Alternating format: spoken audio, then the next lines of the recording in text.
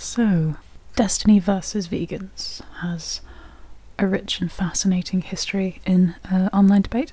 I recently started watching the debate from January of this year between vegan gains and Destiny, but to be honest with you, it wandered into the territory of health, the pursuit of health as a moral obligation, which isn't really the same as debating veganism, so I kind of lost interest and didn't really bother with that one after a certain point. Nevertheless, I wanted to go back over a bit of the history of what I understand his point of view to be, and or why I don't think it stands up under scrutiny. So I'm not trying to misrepresent this. I do think that this is as accurate an explanation as I can give, but there is some deviation between the way that Destiny articulates his point of view between discussions, or as it seems to evolve between discussions, but again, that could be just I'm not part of the conversation, so maybe there are moments when I might have wanted to seek clarity that I'm not able to, so I've had to make an inference, and so it sounds different to me than it is to him, but then he intends it. But as far as I can deduce, the position that Destiny takes is that he is concerned with the experience of well-being for humans at large.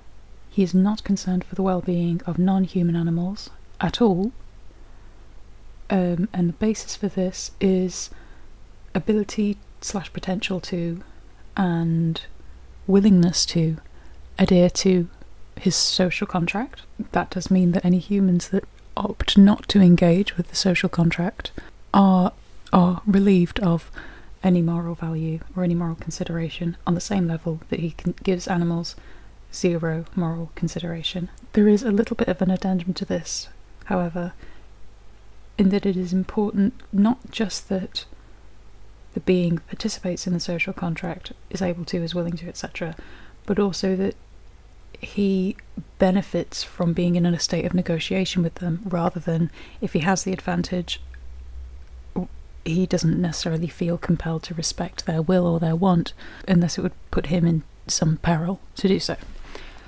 Okay, so my first take on this point of view is that it is not a moral position to tie up moral value, or the courtesy that you attribute to beings who you give moral value, into social contracts. I don't think they should be wrapped up within the social contract. The reason for this is that a social contract is intended to achieve cooperation, mutual gratification towards a common will of the people. It exists to create order and harmony within societies and communities. And when Destiny says that he attributes moral value to people within this contract, he doesn't actually mean that he attributes moral value to them. He means that he affords them the courtesies that most of us associate with attributing moral value to anything, only so long as they're abiding by this social contract. The problem with this is that the alternative to abiding a social contract, as defined by Rousseau, would be forced into freedom, not lax moral value. You would retain your moral value, but you would now be a free person. So in order to abide by the social contract, you surrender an element of your freedom in order to serve the common will, and it's mutually beneficial to everyone involved. But if you feel that the common will actually doesn't suit your individualistic will, then you're no longer a member of this community, you're forced into your freedom. You still retain your moral value. The reason for this is because if your moral value, and therefore, I suppose I'd like to express, losing your moral consideration in this theory means that killing you, infinitely torturing you, is morally neutral in Destiny's eyes. So where people have a choice of entering into a social contract for the common will or forced freedom, they enter willingly, surrendering an element of their freedom in order to join this social contract. It must be mutually beneficial, and it has to be mutually beneficial in order for the social contract to serve and do what it's supposed to do, which is to create order and morality within its society. If, however, the alternative to the social contract is that you might be infinitely tortured and die or be killed because nobody values you as a moral being, you are not freely of choice entering into the social contract, and therefore the social contract is not governed by mutually beneficial ethics anymore. You can be coerced. This is slavery. For that reason, moral value should not be tied up in social contract. There are some deviations in the way that he expresses what he means by social contracts.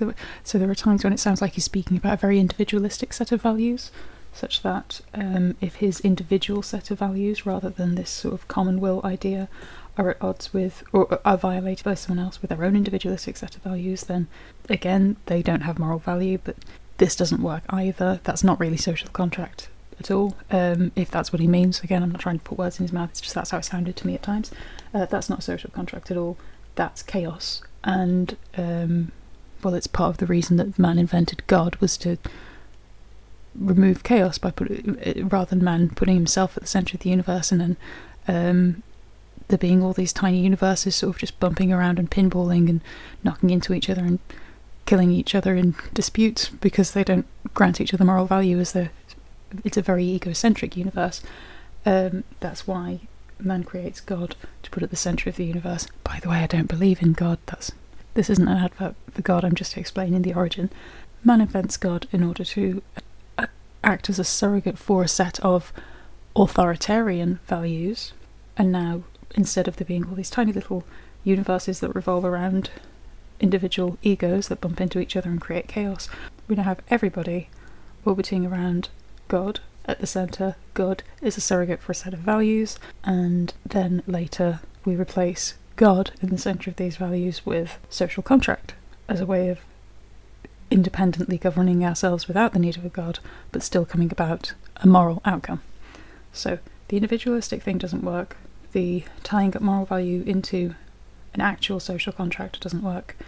There is another way that he expresses what he means by social contract, which, to quote him directly, is "don't fuck with me and I won't fuck with you," which at its core sort of works. What it sounds like really is the golden rule: do unto others as you do unto you, but with an addendum that if the golden rule is not reciprocated, then you lose your moral value. Again, this doesn't work either.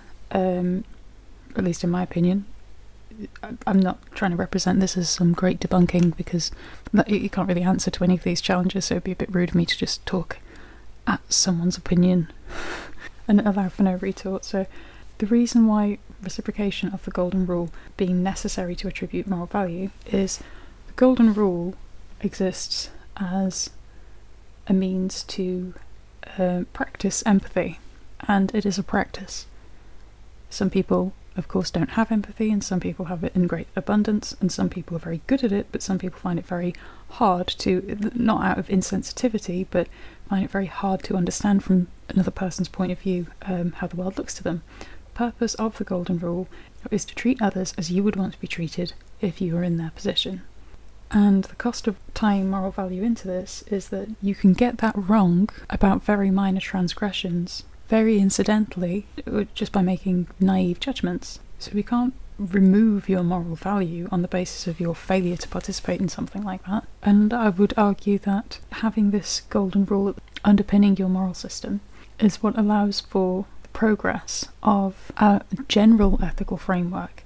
It's a feedback loop. We learn more about each other's needs as we interact with each other, and become more finely tuned at practicing the golden rule. We become better able to intuit what other people will want. We learn better.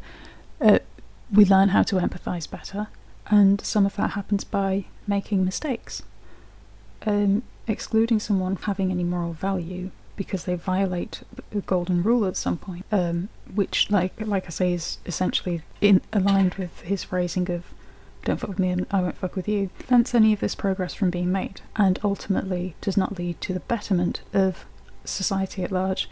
Humanity, global community, however you want to put it, does not get better when we aren't having this feedback loop of learning more about what each other needs and trying better as we learn more to adopt and empathise and understand individual needs.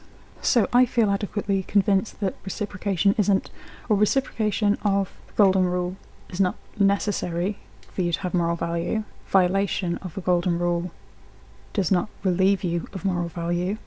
We aren't operating based on an individualistic set of values that might be violated, because that's chaos, and we aren't engaging in having stakes so high for non-inclusion in a social contract that we might infinitely torture you. if you were to elect for freedom. Where I'm fairly confident that Destiny would agree with this reciprocal learning through the Golden Rule, because that very much aligns with his... I think we're quite aligned on our views about the need for prison to be geared more towards reform. So, I don't know, that would line up there. I don't think that's so different than the experience of taming an animal, for example, or earning trust. Is developing trust between yourself and an animal is a negotiation based on a similar feedback, and that's certainly possible. I would say if he's concerned specifically about violations of the Golden Rule, then it would appear that humans by and large do more of the fucking with us than cows do, so I don't know why he'd choose to exclude them from consideration, except for the other addendum that he has, which is that Destiny feels that he ought to benefit from the negotiation rather than just taking. So that's to say that Destiny will engage in this kind of negotiation and afford you respect if you afford him respect, so long as he's not in a position of obvious dominance, or it wouldn't be put him at risk of being dominated. If Destiny was in an obvious dominant position, he would feel comfortable with taking advantage of that dominance in order to get what he wanted. Let's say it's the meat from your body, so long as he wasn't putting himself at risk of being dominated by someone else. That pretty much seems to be the rule. That's why he's anti-slavery. To use an example that he described, he wouldn't endorse enslaving one particular ethnic group on the basis that he might later become, by the same logic, enslaved on the basis of having brown hair.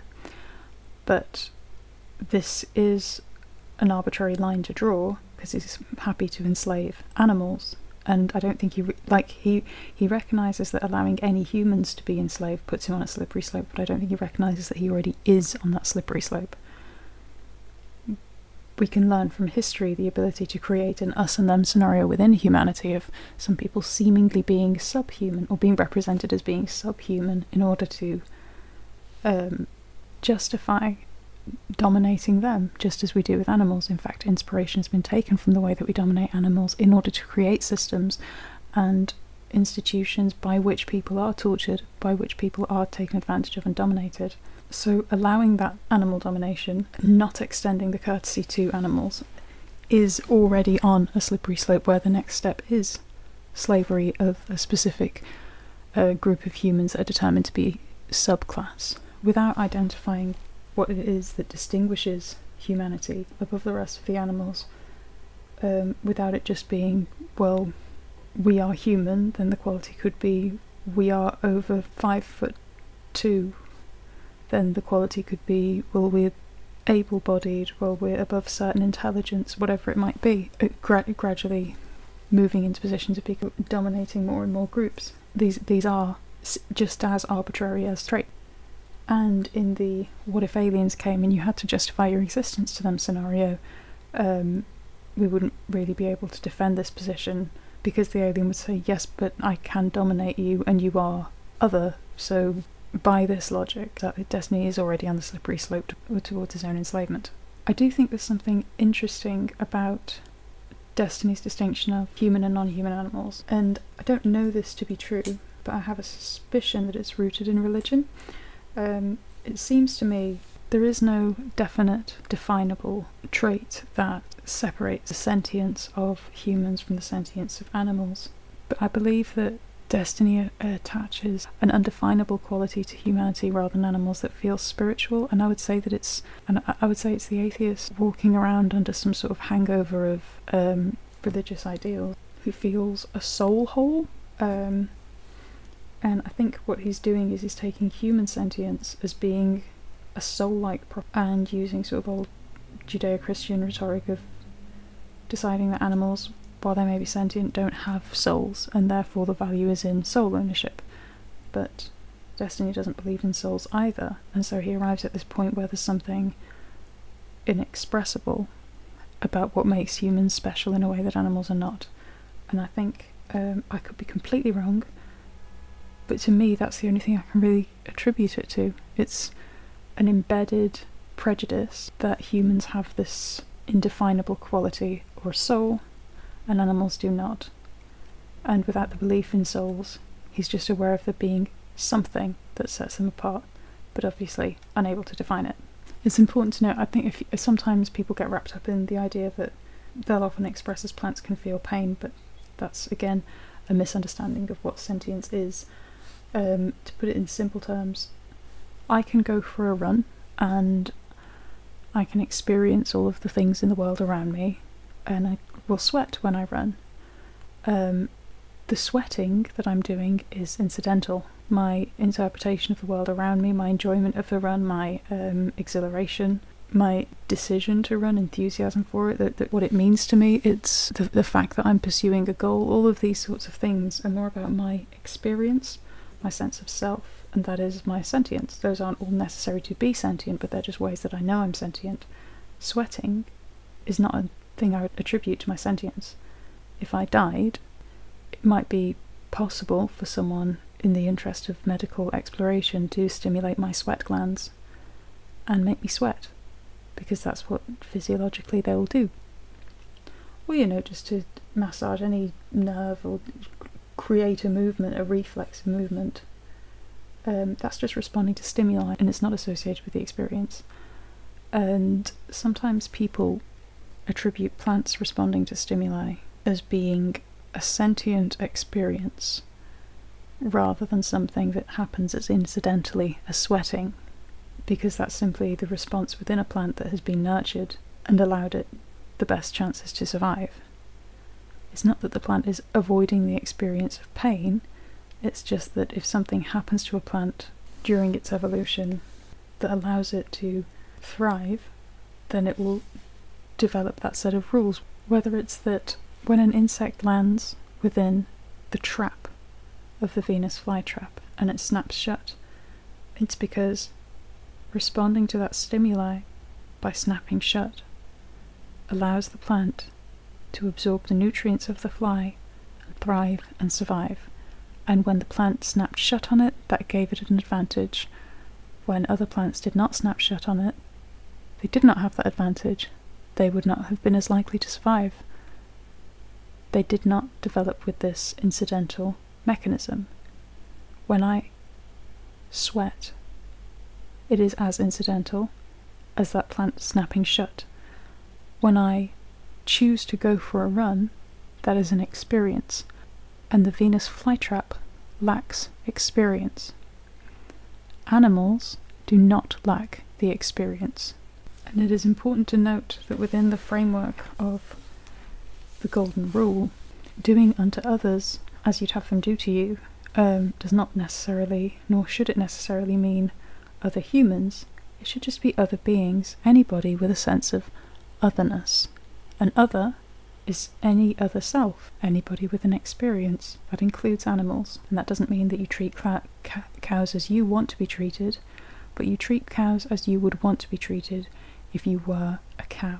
That is the practice of empathy. I do have just one final thought, just because this is the way that I operate. If there were souls, this is just a question, just an interesting hypothetical, that I'd be interested in hearing what Destiny or anyone would think about this. If there were souls, and animals had them, if we all had souls, what would you vote for as a mechanism for reincarnation? Would you want it to be karmic? And I suppose if there was a risk that you could be reincarnated as a cow, then you'd seek to engage in a social contract that protected cows because it could be you next time.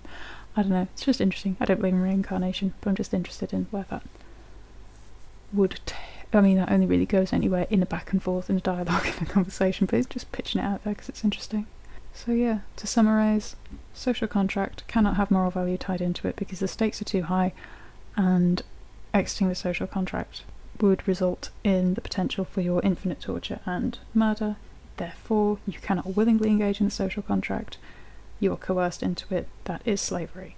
Also, drawing the line between animals and humans is as arbitrary as soul ownership. So long as we allow anybody who has a sense of self, anybody who isn't anybody, which includes animals, so long as we allow anybody who can have an experience to be enslaved, we then start to draw arbitrary lines about who else can be enslaved. So now you can be enslaved because you're an animal. You are already on the slippery slope that you're trying to avoid by keeping slavery away from humans. That is all. Thank you very much. Okay.